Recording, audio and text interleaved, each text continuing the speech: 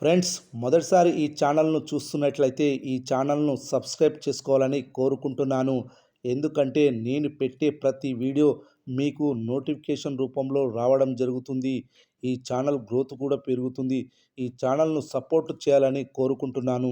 Global star Ram Charan నటించిన game changer చిత్రం జనవరి 10న భారీ అంచనాల నడుమ విడుదలై డివైడ్ టాక్ తెచ్చుకున్న సంగతి తెలిసిందే.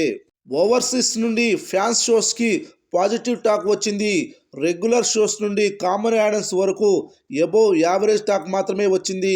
కానీ ఈ చిత్రానికి ఓపెనింగ్స్ మాత్రం వేరే లెవెల్లో ఉన్నాయని చెప్పొచ్చు. ఇండియా వైడ్గా మాత్రం కలెక్షన్లను దంచికొట్టింది. అర్ధరాత్రి షోస్ కారణంగా మార్నింగ్ మరియు మ్యాట్నీ షోస్ కాస్త తగ్గిపోయాయి. కానీ ఫస్ట్ షోస్, సెకండ్ షోస్ మాత్రం దుమ్ము లేపాయి. బుక్ మై షో యాప్లో గంటకు 25,000 టికెట్లు అమ్ముడుపోయాయి.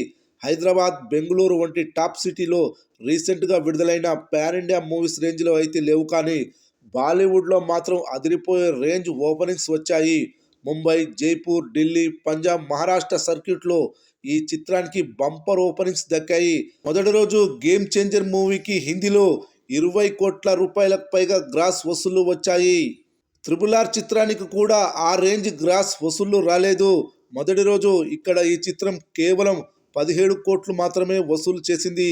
గేమ్ చేంజర్ చిత్రం ఆ రికార్డును బద్దలు కొట్టి సంచలనం సృష్టించింది. తమిళనాడులో కూడా బుకింగ్స్ అదిరిపోయాయి.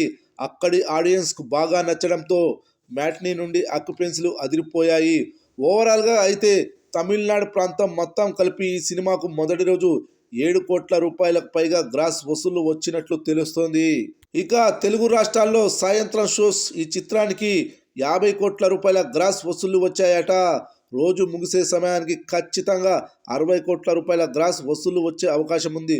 ఓవరాల్గా ప్రపంచవ్యాప్తంగా ఈ సినిమాకి 160 కోట్ల రూపాయలకు పైగా గ్రాస్ వసూళ్లు వచ్చే అవకాశం ఉంది. ఈ సినిమా థియేట్రికల్ రన్ సంక్రాంతికి విడుదలయ్యే మిగతా సినిమాల టాక్ మీద ఆధారపడి ఉంటుంది. వాటికి టాక్ రాకపోతే ఆడియన్స్కి కేవలం గేమ్ చేంజర్ ఒక్కటే ఛాయిస్గా ఉంటుందని చెప్పొచ్చు. మరి ఈ చిత్రం ఫుల్ రన్లో 400 కోట్ల రూపాయల గ్రాస్ వసూళ్లను రాబడుతుందా లేదా అనేది చూడాలి.